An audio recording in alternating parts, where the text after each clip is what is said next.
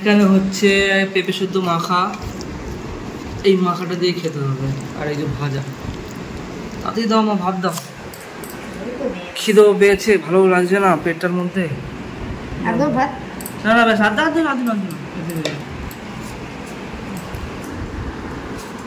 তো বসে বললাম খেতে। এবার এই ভাত দিয়ে পেঁপে সেদ্ধটা চটকে খেতে হবে। বাবা ভাতটা তো ভালোই গরম, ওরে বাবা।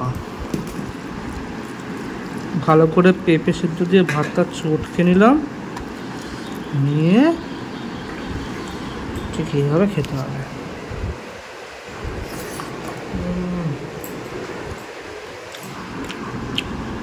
পেঁপে ভালো হয়েছে মাখাটা।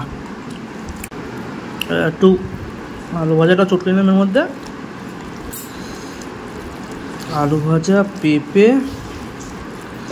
দিয়ে মাখিয়ে জিনিসটাকে এবারে করে খেতে হবে।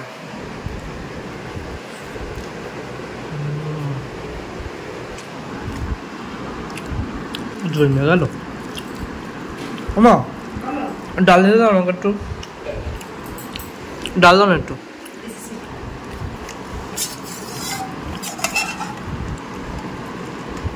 বেশ বেশ বেশ বেশ ওটা এসে দিল।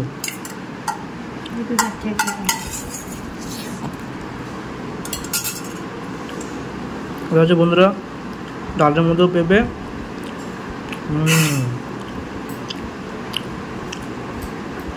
এটা খাবার পটল ভাজা দিয়ে, পটল ভাজা একটু ছেড়ে নিলাম, মাথার সাথে ডাল মাখানোই আছে। এটাকে নিয়ে একটা